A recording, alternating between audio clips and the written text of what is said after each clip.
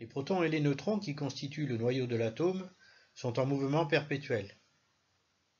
Malgré cela, en fonction du nombre de chacun d'eux, il arrive que l'arrangement de ces particules laisse le noyau dans une configuration stable. Dans ce cas, l'atome n'est pas radioactif. Dans d'autres cas, toujours en fonction du nombre de protons et de neutrons contenus par ce noyau, la configuration n'est pas très stable et l'atome cherchera à obtenir un arrangement plus stable en libérant de l'énergie ou de la matière. On dit alors que cet atome est radioactif. La transformation au cours de laquelle le noyau radioactif libère de l'énergie pour trouver une configuration plus stable n'est possible que pendant une certaine phase de ses mouvements internes. Et donc à chaque instant, elle a une certaine probabilité de se produire. Mais comme on ne sait pas à quel moment la désintégration va se produire, il a été affecté à chaque noyau radioactif une vie moyenne. La période radioactive d'un élément est l'intervalle de temps au cours duquel la moitié des atomes initialement présents a subi la transformation qui confère à l'atome une configuration plus stable. Cette période est caractéristique de chaque radioélément et on la désigne par la lettre T majuscule lorsqu'on est amené à effectuer des calculs. La période d'un élément radioactif s'exprime en unités de temps. Selon les éléments considérés, elle peut avoir une valeur comprise entre une fraction de seconde et plusieurs milliards d'années. Dans un texte, il est toléré de l'exprimer en milliards d'années, mais si l'on doit effectuer des calculs, on devra transformer sa valeur en secondes. Cette diapositive indique les domaines d'activité dans lesquels on trouve certains éléments radioactifs avec la période qui leur est associée. L'activité radioactive d'un échantillon est le nombre de désintégrations auxquelles il donne naissance pendant chaque seconde. On l'exprime en becquerel, que l'on nomme grand B, Q minuscule. 1 becquerel est égal à une désintégration par seconde. Cette activité radioactive est proportionnelle au nombre n de noyaux radioactifs que contient cet échantillon à travers la constante de proportionnalité lambda que l'on appelle constante radioactive.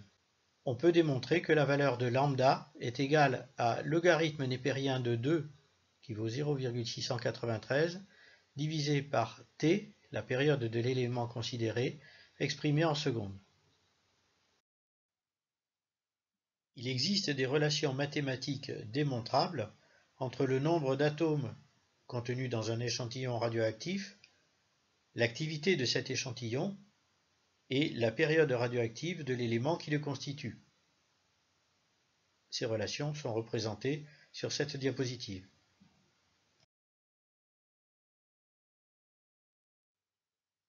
Selon les éléments radioactifs considérés, on peut observer différentes formes de radioactivité. La radioactivité alpha, qui n'existe que pour les éléments de numéro atomique supérieur à 82, elle consiste en émission par ces éléments d'un noyau d'hélium, qui contient 2 protons et 2 neutrons. La radioactivité β-, au cours de laquelle ce sont des électrons qui sont émis. La radioactivité β+, au cours de laquelle ce sont des positons qui sont émis, les positons étant des électrons de charge positive. Enfin, la radioactivité gamma, qui fait souvent suite aux radioactivités alpha et bêta. Toutes les particules alpha émises lors de la radioactivité alpha disposent d'énergie comprise entre 4 mégaélectronvolts et 9 mégaélectronvolts. Le noyau produit, M' sur cette diapositive, est métastable, ce qui signifie que un ou plusieurs photons gamma feront suite, dans un temps très court, à la radioactivité alpha. Seul le polonium-210 échappe à cette règle. Au cours de la radioactivité β-, l'élément radioactif libère simultanément un électron et une particule toute petite et de faible masse nommée antineutrino. L'énergie de la réaction est partagée entre cet électron et l'antineutrino, ce qui explique que le spectre énergétique de cette forme de radioactivité soit continu. On remarquera que le noyau fils M', issu de cette réaction, possède un numéro atomique plus grand d'une unité que le noyau radioactif initial. C'est dû au fait qu'il a perdu une charge électrique négative. Lors de la radioactivité β+, il est émis simultanément un électron positif appelé positon et un neutrino, qui est lui aussi une petite particule de faible masse. L'énergie libérée par la réaction est partagée entre le positon et le neutrino, ce qui explique que dans ce cas également, on observe un spectre énergétique continu.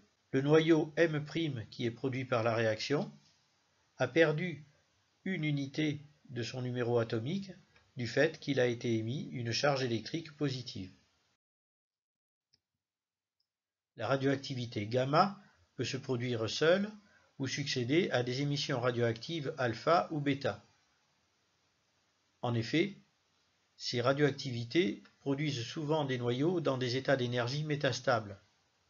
Ils peuvent revenir à leur état fondamental en émettant un complément d'énergie sous forme de photons gamma. On remarquera que dans la radioactivité gamma, il n'est pas émis de charge électrique et donc le noyau ne change pas de nature, il conserve le même nombre de neutrons et de protons avant et après l'émission. Par contre, sa masse diminue légèrement du fait de l'émission d'un photon de haute énergie et de l'équivalence démontrée par Einstein entre la masse et l'énergie.